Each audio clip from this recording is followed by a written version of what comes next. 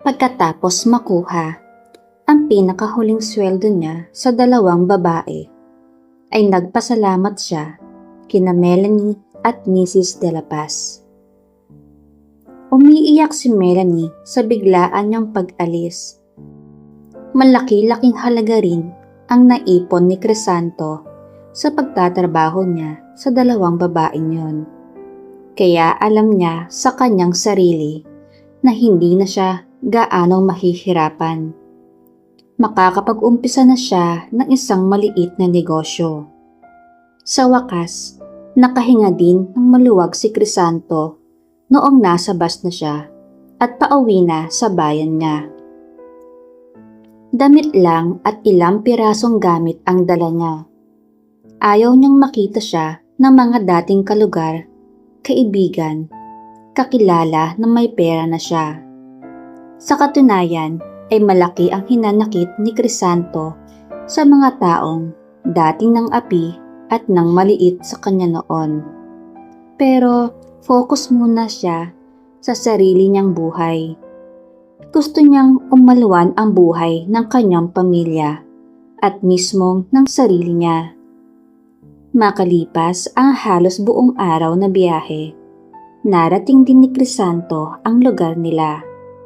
Marami na din palang nagbago at may mga umasenso na din. Mag-aalas 7 na ng gabi noon. Habang naglalakad papunta sa kanila, nang may namataan siyang isang matandang lalaki na naglalakad mag-isa. May dala itong mga gamit at bag. Sa unahan naman ng matanda ay may nakita siyang tatlong lalaki na nag-iinuman sa tabi ng kalsada. Sa unahan naman ng matanda ay may mga nakita siyang tatlong lalaki na nag-iinuman sa tabi ng kalsada. Biglang tumayo ang tatlong lalaki at nilapitan ang matanda na noon ay huminto na sa paglalakad. Ibigay mo na sa amin ang wallet, relo at iba pang may mahalagang bagay na nasa iyo, tanda. At huwag kang sisigaw kung ayaw mong masaktan, wika ng isang lalaki. Parang awa na ninyo mga anak. Ang perang hawak ko ay para sa mga estudyante na kapuspalad, wika ng matanda. Huminto at nagmanman saglit si Crisanto. Pinag-aralan niya ang tatlong kalalakihan na pawang mga lasing na. Inilapag niya ang bag at iba pang gamit na dala niya. Sa kanya nilapitan ang apat. Mga pare, kalma lang. Matanda na yung hino-hold up ninyo. Ang lalakas pa ninyo at malalaki ang katawan. Bakit hindi kayo magtrabaho nang hindi kayo nakakaperwisyo ng kapwa ninyo? Wika ni Crisanto. Sabay-sabay na napalingon ang tatlong hold-upper sa kanya. Iniwanan ang matanda at pinaikutan siya ng tatlong pasuray-suray na. Akalain ninyo yon mga pare, may superhero na biglang dumating. Nagpapasikat yata to at gustong maging bayani. Wika ng isa sa tatlong lalaki. Inihanda ni Crisanto ang kanyang sarili. Sa kauna-unahang pagkakataon ay magagamit na niya ang pinag-aralan niya sa taekwondo noong nasa Manila siya. Nagkatinginan ang tatlo at nag-usap sa mga mata. Alam na ng binata ang ibig sabihin ng mga ito. Ilang sandali pa ay sabay-sabay siyang sinugod ng tatlong lalaki. Subalit inaasahan na niya ito. Hindi man lang natinag si Crisanto. Gamit ang kaalaman sa hand-to-hand combat, ay isa-isa niyang pinuntirya ang tatlo. Namalayan na lang niya na nakabulagta na ang tatlo sa gilid ng kalsada. Maraming salamat sa iyo, Totoy. Kung hindi dahil sa kabutihang loob mo, baka napahamak na ako. Wika ng matandang lalaki na nagpakilala bilang si Mr. Arnulfo de Guzman, ang principal ng Santa Cruz National High School. Dahil sa kabutihang loob na ginawa, ay inabutan ng matanda ng pera si Crisanto. O ito, Totoy, kunin mo. pambili mo ng soft drinks. Mukhang napagod ka sa tatlong yan. Wika pa ng matanda. Nako, wag na po sir. Ginawa ko lang po ang makakaya ko. Ihahatid ko na lang po kayo sa bahay ninyo para sigurado po na safe kayong makakauwi. Sagot ni Crisanto. Bago sila pumunta sa bahay ng prinsipal, ay dumaan muna sila sa bahay ng kapitan. Inireport nila ang nangyari. Kaya mabilis na pinuntahan ng mga tanod ang tatlong lalaki na nagtangka sa buhay ng matanda. Nang makarating sa maganda at malaking bahay ng matanda, ay namangha si Crisanto nang makita ang isang napakagandang babaeng nagbukas ng gate. Uncle, bakit kinabi ka na po? Kanina pa ako nag-aalala sa'yo. Plano ko na sana sunduin ka sa kanto. Wika nito. Napukunot noo ang magandang babae. Nang mapansin na nasa likuran ng matanda si Crisanto, titig na titig ang binata sa dalaga na nasa 25 pataas ang edad. Napakaganda nito, maputi at may magandang hubog ng katawan. Iha, pasensya ka na, pinag-alala pa kita. Wala kasing masakyan kanina, kaya nilakad ko na lang papunta rito. Siya nga pala, ang binatang ito ang tumulong sa akin. Kung hindi dahil sa kanya, baka hindi mo na ako nakita pang buhay. Kaya papasukin mo at pakainin mo siya. Sagot ng matanda. Pumalatay ang labis na pag-aalala sa mukha ng dalaga. Tinulungan niyang makapasok sa loob ng bahay ang matanda. At saka inasikaso si Crisanto. Maraming salamat sa pagliligtas mo sa uncle ko. Tatanawin kong malaking utang na loob ito sa'yo. Wika ng babae. Kasabay nilang naghapunan si Crisanto. Napag-alaman ng binata na pamangkin ng matanda ang napakagandang si Michelle. Tahimik lang na nakikinig sa usapan nila ang dalaga. Naggulat ang matanda nang malaman na bakasyonista sa lugar nila ang binatang si Crisanto. Akalain mo yun, Totoy. Taal ka palang taga dito. Kami nitong pamangkin ko ay dayo lang. Nagkataon na dito ako na-assign bilang principal teacher naman itong pamangkin ko. Wika ng matanda. Nagulat si Crisanto na isa palang teacher ang magandang dalaga. Palihim siyang humanga dito, lalo pat nahuhuli din niya itong panakaw na sumusulyap sa kanya. Pagkatapos maghapunan ay nagkwentuhan pa saglit sina Crisanto at matandang prinsipal. Nakangiting nagpaalam ang binata para hanapin ang bahay nila. Habang naglalakad si Crisanto, ay may mga kapitbahay silang nakatingin sa kanya. Animoy namamalikmata ang mga ito nang makita siya. Hindi nakatiis ang iba sa kanila.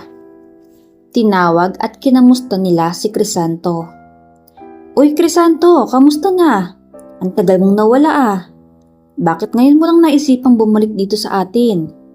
Wika ni Mang Danilo, ang kapitbahay nilang Lasengo. Ngumiti lang ang binata at kinumusta ang lahat pagkatapos ay kumatok na sa bahay nila. Tuwang-tuwa ang mga magulang at 3 pang kapatid ni Crisanto nang makita siya. Ibinigay ang mga pasulubong at nangako na kinabukasan ay mamimili sila. Nang gabi na yon ay halos magdamag na nagkwentuhan ang pamilya ni Crisanto. 4th year high school na pala ang bunso niyang kapatid na si Hill. Pasimple niyang tinanong ang kapatid. Bunso, may kilala ka bang teacher na ang pangalan ay Michelle Santos? Tanong niya. Nagulat ang kapatid niya at nagtaka na napalingon sa kanya. Paano mo nakilala si Ma'am Michelle, kuya? Naku, napakabait nun. Bukod sa napakaganda na ay mabait pa, sagot ni Hill. Ngumiti lang si Crisanto sa tanong ng kapatid niya. Nawala bigla ang pagod niya sa mahabang biyahe nang sabihin ni Hill na wala itong nakikitang naghahatid at sundo kay Teacher Michelle. Kinabukasan ay isinama ni Crisanto ang kanyang buong pamilya sa bayan. Namili sila ng bigas, ulam at lahat ng pangangailangan sa bahay. Binilhan din niya ng mga damit, tsinelas, sapatos ang kanyang mga kapatid.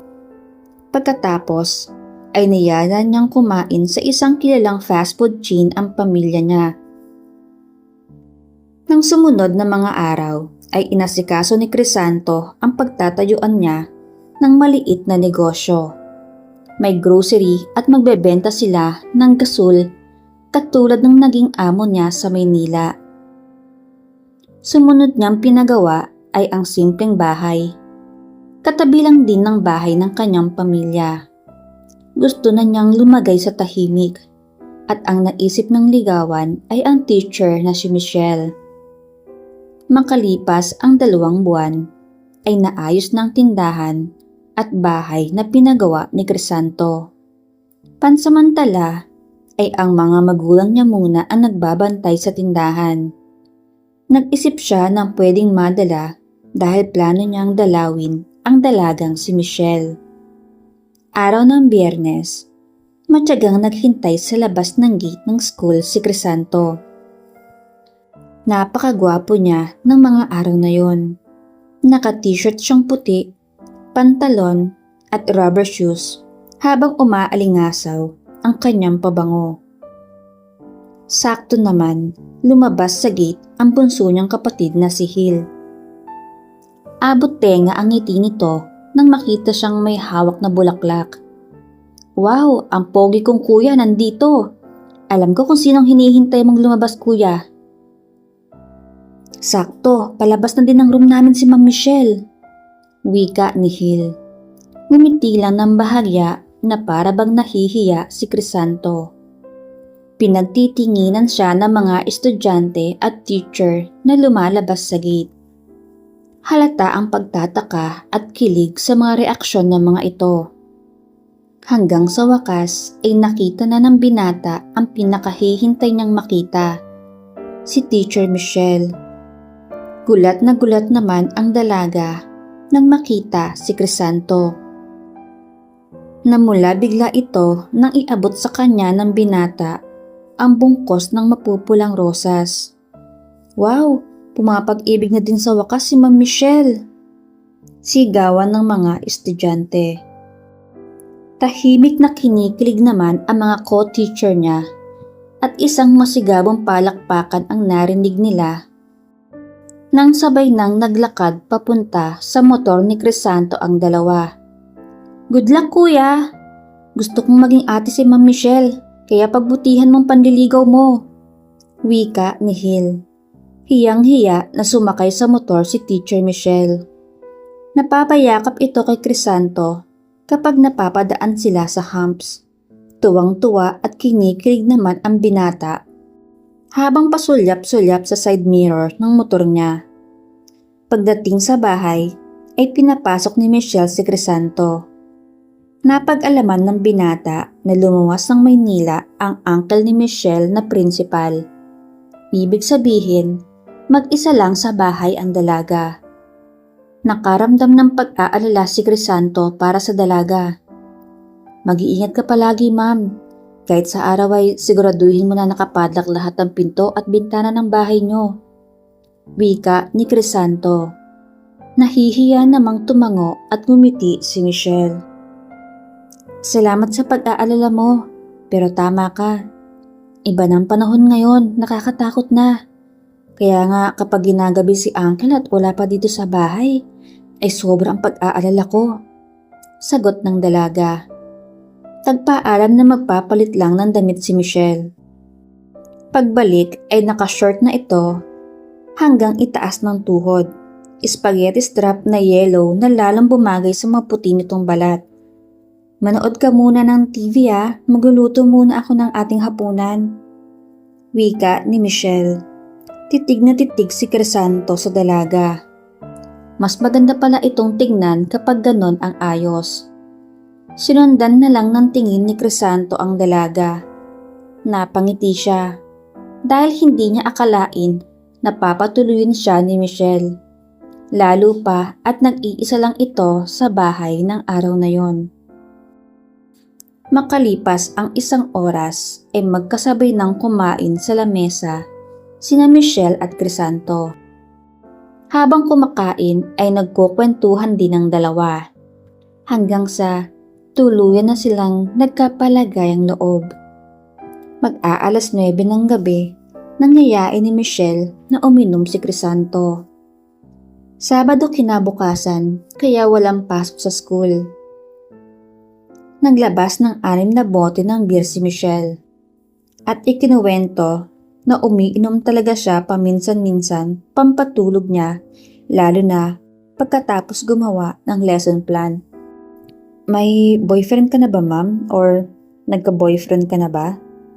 Tanong ni Crisanto. Sandaling natahimik ang dalaga. Namumula na ito at medyo may tama na. Nakakadalawang bote na ito ng beer habang 3 naman ang naubos na ni Crisanto. Minsan na akong nagmahal.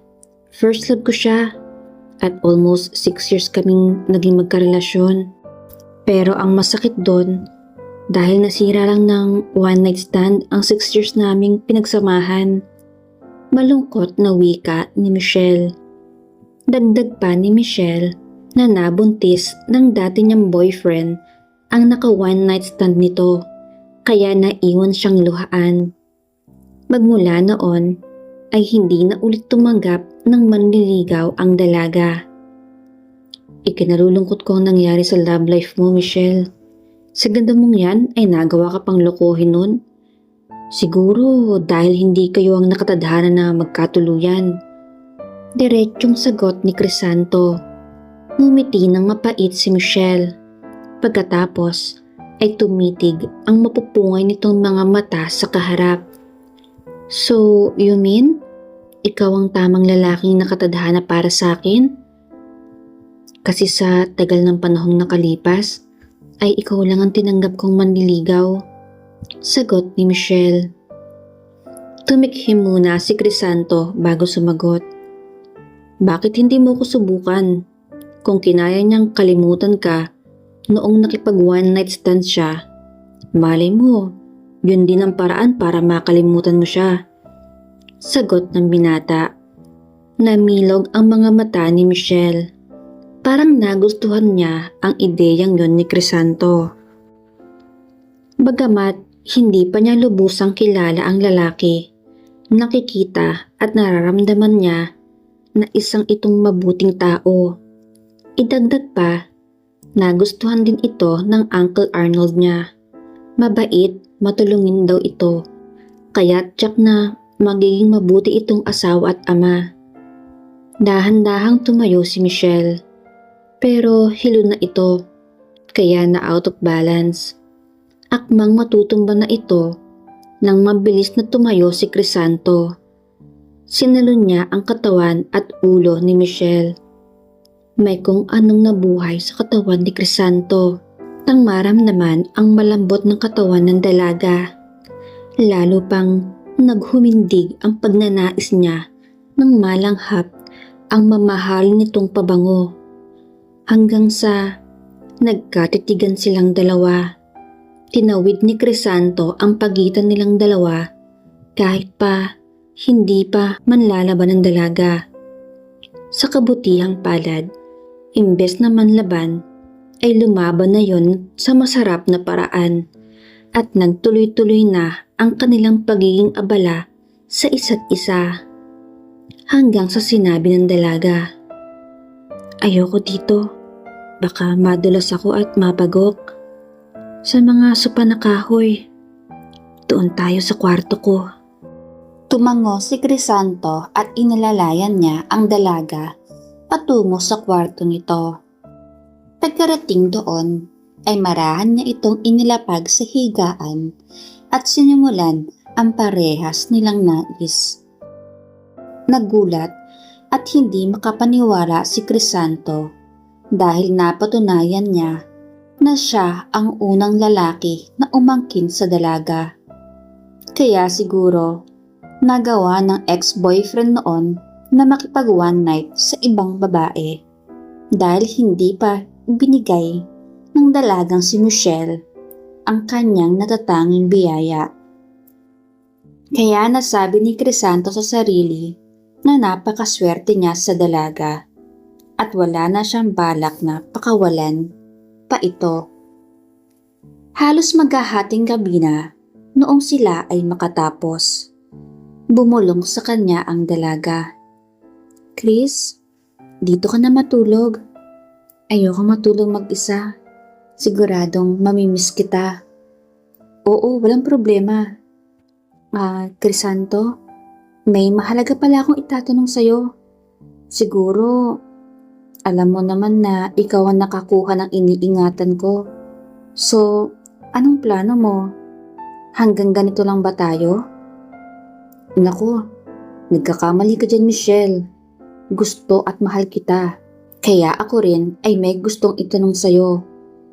Pumapayag ka ba na maging asawa ko? Ha? Asawa agad? Hindi ba pwedeng girlfriend muna? Oo, tama ka. Gusto ko asawa agad. Ayoko mawala ka pa sa akin.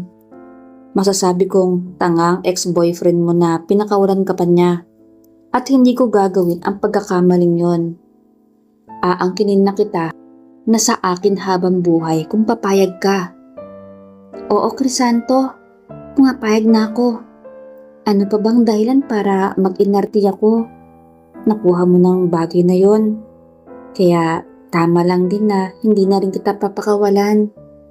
Wika ng dalagang si Michelle.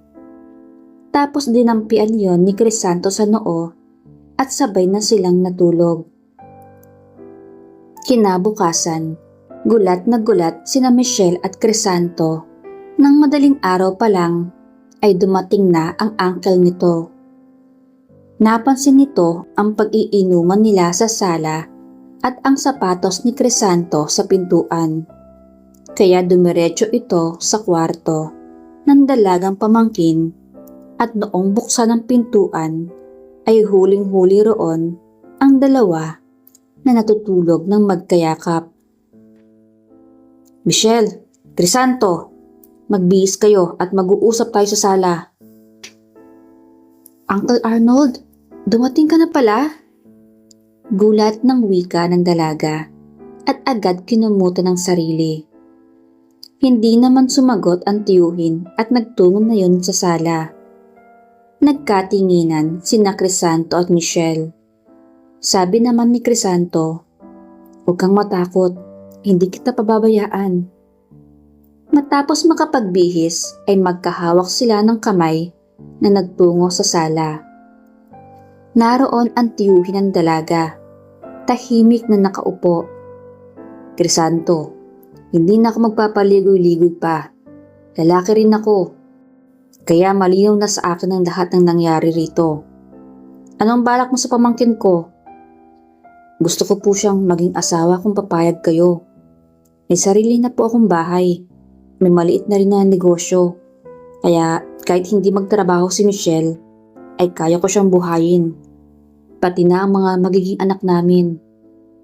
Tumingin naman kay Michelle ang tiyuhin ng dalaga. Ikaw, Michelle, pumayag ka ba sa gustong mangyari ni Crisanto? Pwede kang umatras o hindi tanggapin ang plano niya.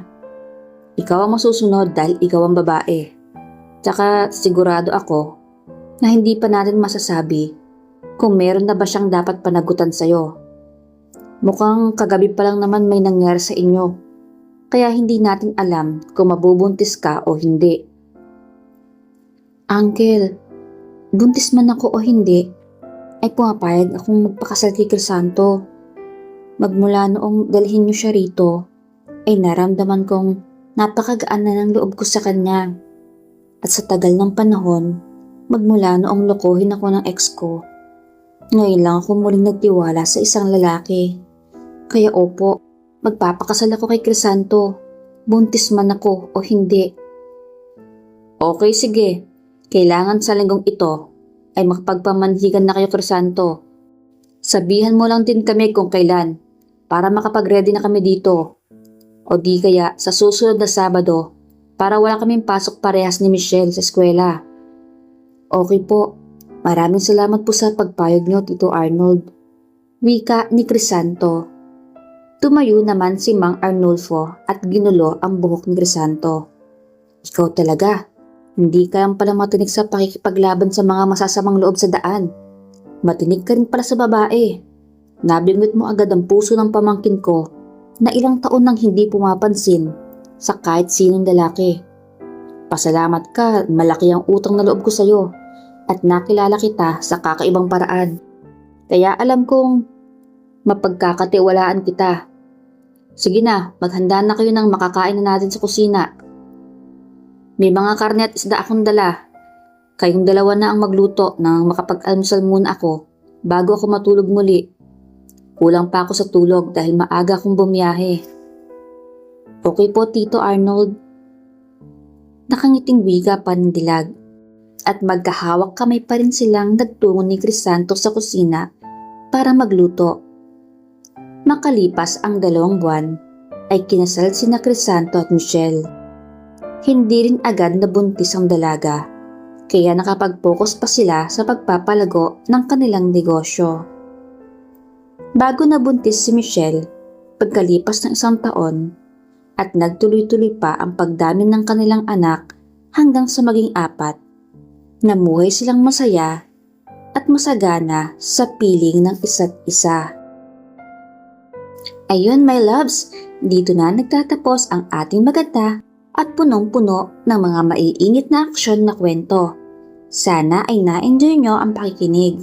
My loves, kung bago ka lang dito sa ating channel ay huwag ka nang mahiya na mag-subscribe ha. Marami pa akong i-upload dito. Pwede mo ring balikan ang napakarami nating upload noong nakaraan at siguradong ma-enjoy mo rin yon. Salamat sa pakikinig my loves. Take care and bye-bye.